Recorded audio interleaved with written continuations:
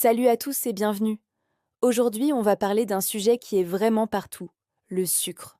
Mais attention, je ne suis pas là pour te faire culpabiliser, ni pour te dire d'arrêter complètement d'en manger.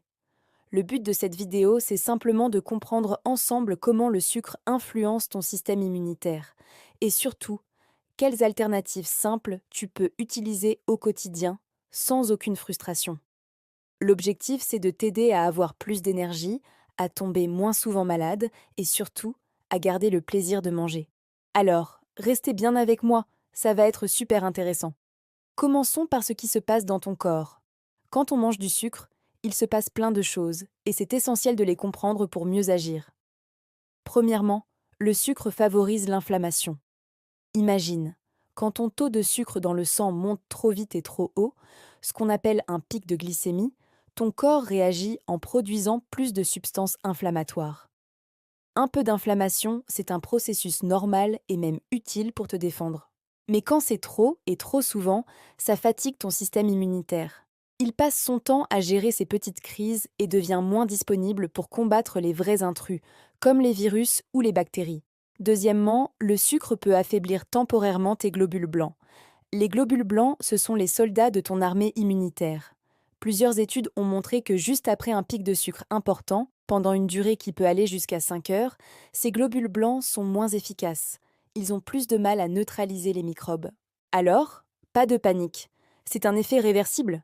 Mais c'est quand même bon à savoir, surtout si tu te sens souvent un peu fragile après des repas très sucrés.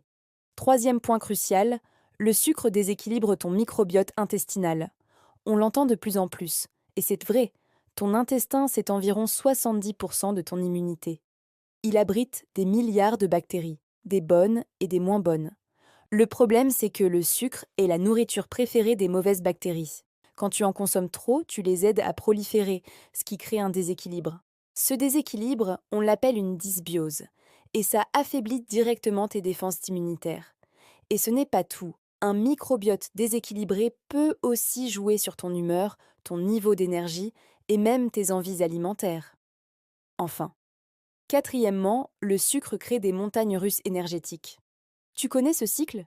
Tu manges quelque chose de très sucré, tu as un gros pic d'énergie, tu te sens super bien. Mais très vite, c'est la chute brutale. Tu te sens fatigué, irritable, et ton cerveau te réclame quoi? Encore du sucre pour remonter la pente. C'est un cercle vicieux qui épuise non seulement ton énergie, mais aussi ton système immunitaire, qui doit constamment gérer ses hauts et ses bas. Je tiens vraiment à le redire. Le but n'est absolument pas d'éliminer totalement le sucre de ta vie. Le plaisir de manger est essentiel. L'idée, c'est simplement de comprendre ce qu'il se passe dans ton corps pour pouvoir le gérer plus intelligemment et faire des choix plus conscients. Alors, où se cache vraiment le sucre? Parce que le vrai problème, ce n'est souvent pas le petit carré de chocolat que tu manges après le repas. Ça, c'est un plaisir conscient. Le vrai souci, c'est tout ce sucre caché dans les produits transformés qu'on consomme sans même s'en rendre compte.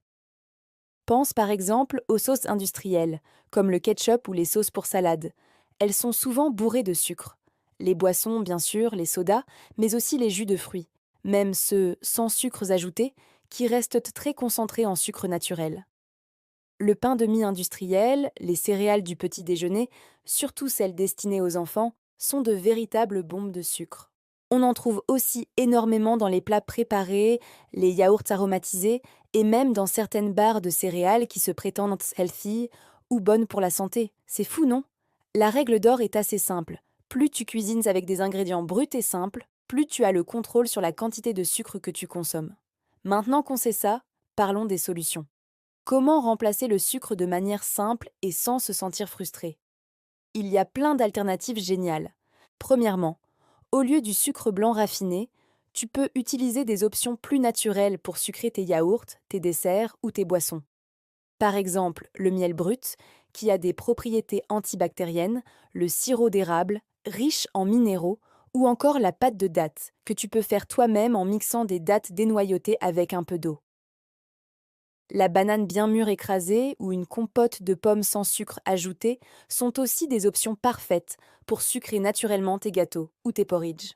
Alors oui, ça reste des produits sucrés, leur composition est majoritairement du sucre. Mais l'avantage, c'est qu'ils sont moins transformés. apportent des vitamines, des minéraux et des fibres, et ont souvent un impact moins brutal sur ta glycémie que le sucre blanc.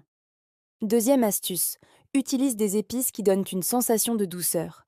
La cannelle, la vanille, la cardamome, l'anis étoilé. Ces saveurs ont un pouvoir incroyable. Elles activent dans ton cerveau des zones de plaisir similaires à celles activées par le sucre. En ajoutant de la cannelle dans ton yaourt ou de la vanille dans ton café, tu peux réduire la quantité de sucre nécessaire tout en ayant une sensation de rondeur et de gourmandise. C'est une sorte de leurre très efficace pour ton palais. Troisièmement, pense aux fibres. Les fibres sont tes meilleurs amis pour gérer les pics de sucre. Quand tu manges du sucre en même temps que des fibres, ces dernières agissent comme une éponge dans ton intestin. Elles ralentissent le taux d'absorption du sucre dans le sang. La montée de ta glycémie sera donc beaucoup plus douce et progressive, sans le pic brutal suivi de la chute d'énergie. Concrètement, ça veut dire quoi? Privilégie les fruits entiers plutôt que les jus. Ajoute des flocons d'avoine, des graines de chia ou de lin dans tes yaourts et smoothies. C'est simple et ça change tout. Quatrième conseil, mise sur le bon gras. Les graisses saines, comme celles qu'on trouve dans les oléagineux, amandes, noix, noisettes ou les avocats, aident aussi à ralentir l'absorption du sucre. Manger une petite poignée d'amandes avec un fruit, par exemple, va complètement changer la réponse de ton corps. Le pic de sucre sera bien moins important que si tu avais mangé le fruit tout seul. Et enfin, une astuce toute simple mais redoutable, l'hydratation intelligente. Parfois, notre cerveau confond la soif et l'envie de sucre. Quand tu sens une fringale sucrée arriver, surtout entre les repas, commence par boire un grand verre d'eau. Attends quelques minutes. Tu seras souvent surpris de voir que l'envie a disparu ou a fortement diminué. C'était simplement ton corps qui te réclamait de l'eau. Pour que ce soit encore plus concret, je te propose un exemple de journée type, basse en sucre ajouté et plutôt anti-inflammatoire. Tu vas voir, c'est simple et réaliste. Au petit déjeuner, tu peux te faire un porridge avec des flocons d'avoine, du lait végétal, une demi-banane écrasée pour sucrer et une pincée de cannelle. C'est délicieux, ça cale bien et c'est plein de fibres. Au déjeuner, une assiette équilibrée, une bonne portion de légumes variés, une source de protéines comme du poulet, du poisson ou des lentilles, et une portion de féculents complets comme du quinoa ou du riz complet. Pour le snack de l'après-midi, si tu as une petite faim, 1 ou 2 carrés de chocolat noir à plus de 70% avec une petite poignée de noix. C'est gourmand et ça combine bon gras et plaisir. Et pour le dîner, quelque chose de léger et réconfortant, comme une bonne soupe de légumes maison avec des lentilles corail pour les protéines et la consistance.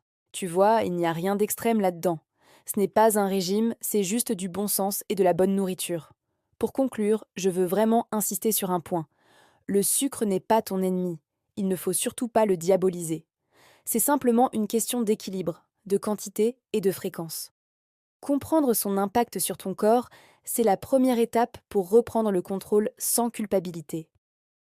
Si ça t'intéresse, dis-moi en commentaire si tu aimerais que je fasse une vidéo plus détaillée sur comment gérer les envies de sucre, ou peut-être une vidéo type «Je fais mes courses anti-inflammatoires».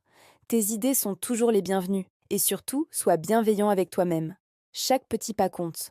Comprendre, c'est déjà avancer. Merci d'avoir regardé, et à très bientôt.